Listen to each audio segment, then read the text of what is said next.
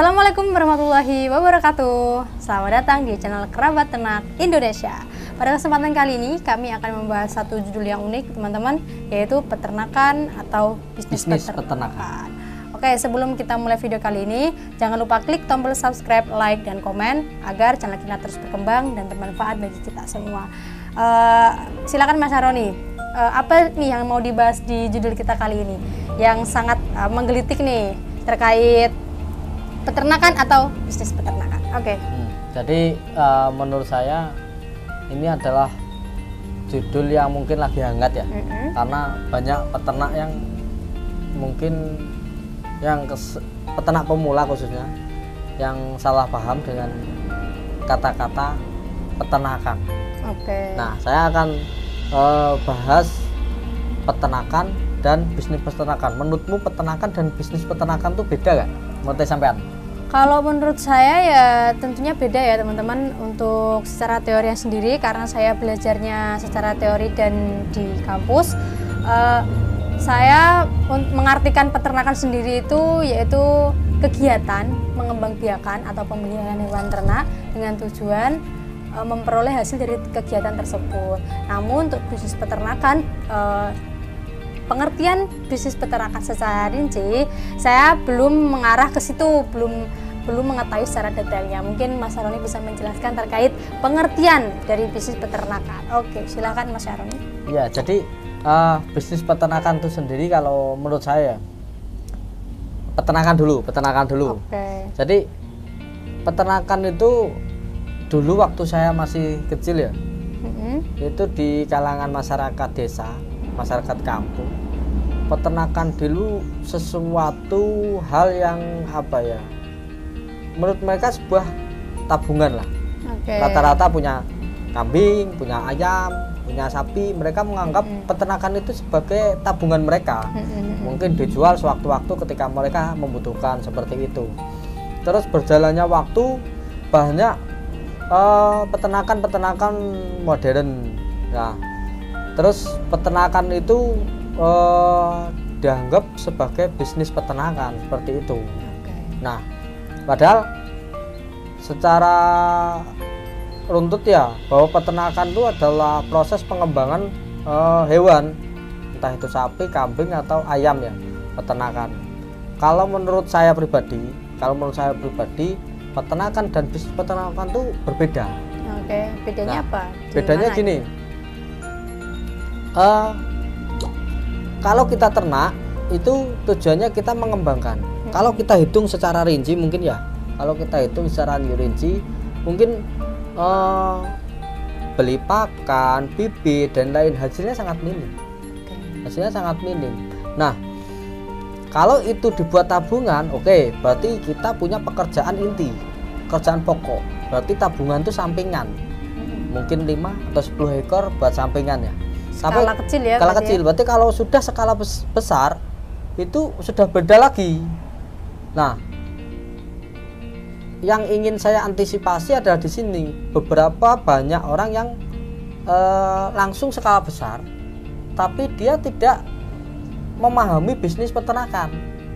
Nah, bisnis peternakan itu sendiri adalah sebuah jual beli hasil ternak. Oke. Gitu loh.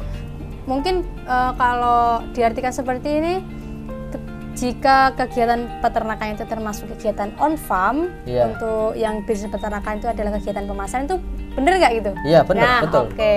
Jadi bisnis peternakan itu sendiri adalah untuk memaksimalkan hasil ternak kita.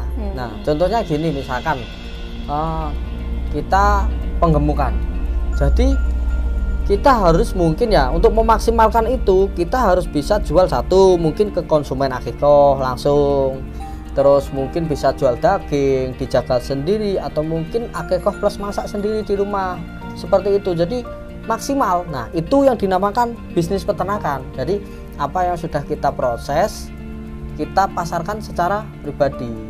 Nah, menambah income ya. Jadi terus mungkin kalau peternak kambing perah, kita juga bisa membuat sebuah produk-produk turunan dari hasil itu susunya.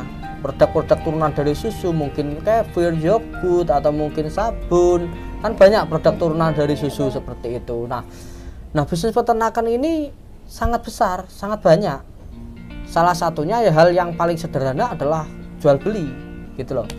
Nah mungkin bisa jual pakan, bibit pakan, mungkin bisa memproses pupuk, terus bisa jual daging, akikoh, catering akikoh, susu, banyak banget gitu loh. Jangan sampai ada hasil yang terbuang ya, termasuk betul. kotoran bisa dijadikan pupuk, untuk urinnya bisa dijadikan pupuk cair gitu ya. Betul. Mas Roni ya. Dan yang paling penting adalah kita mandiri secara pemasaran, itu yang paling penting. Nah kenapa seperti itu? Kalau menurut saya, makanya ada beberapa teman-teman yang belajar ternak di saya tanya dulu, fokus peternakan atau hanya sampingan. Kalau sampingan, intinya kita hanya perlu meminimalisir bengkaknya harga pakan seperti itu loh. Jadi kita buat sampingan, kita punya usaha, kita punya pekerjaan tetap seperti itu. Tapi kalau memang mau fokus di ternak, kita juga harus bisa terjun di pasar. Kita harus mandiri secara pemasaran. Kita nggak boleh bergantung pada siapapun. Harus bisa memasarkan sendiri ya, iya, untuk konsumen ya. Betul. Kita harus mandiri secara pemasaran. Gitu. Nah, teknik-teknik pemasaran banyak banget kok. Sekarang sosial media itu juga bisa terus belajar dari manapun ya sekarang. Iya betul. Jadi yang paling penting kita bisnis secara baik dan benar. Seperti itu. Artinya kita kasih pelayanan yang baik, terus kita juga harus bisa menjaga kepercayaan dari pelanggan juga seperti itu. Nah, kesimpulannya dari materi ini adalah kalau tergantung tujuan kita. Jadi tujuan kita itu peternakan untuk sekedar sampingan, tabungan, atau fokus. Nah kalau fokus kita juga harus fokus ke semuanya, nggak boleh nanggung. Kalau ilmu nggak boleh nanggung. Agar hasilnya maksimal juga ya. Agar hasilnya maksimal juga. Itu banyak kok dari peternak-peternak yang mungkin jual rumput, bibit rumput, itu juga salah satu bisnis peternakan. Minimal bisa untuk pakan kambingnya hasilnya seperti itu, untuk mendongkrak biaya produksi lah. Seperti itu. Untuk konteks kali ini yang dimaksud pasar itu bukan berarti tanda kutip pasar tradisional, bukan ya. Bukan. Tapi target pasar yang jelas, karena kita dalam bidang peternakan kita harus punya target sasaran, mau buang hasilnya kemana gitu ya, untuk memaksimalkan profit yang ada gitu. Betul, gitu ya Mas Aroni ya.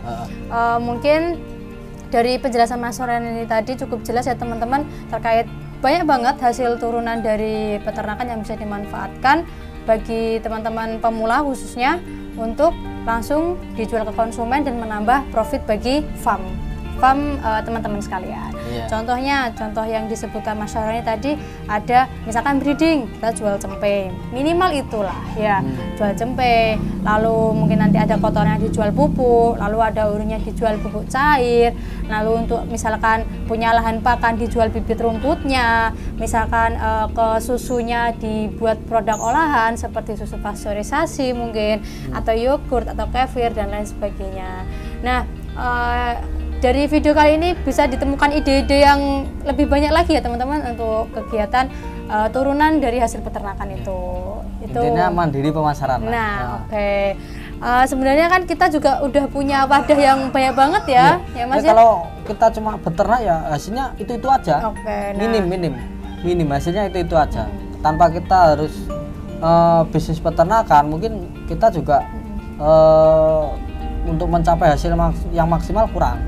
Nah untuk pemasarannya kan juga udah banyak marketplace, udah banyak secara media sosial gitu, udah banyak secara online dan lain sebagainya yang bisa memudahkan para peternak pemula untuk mengambil hati konsumen. Gitu.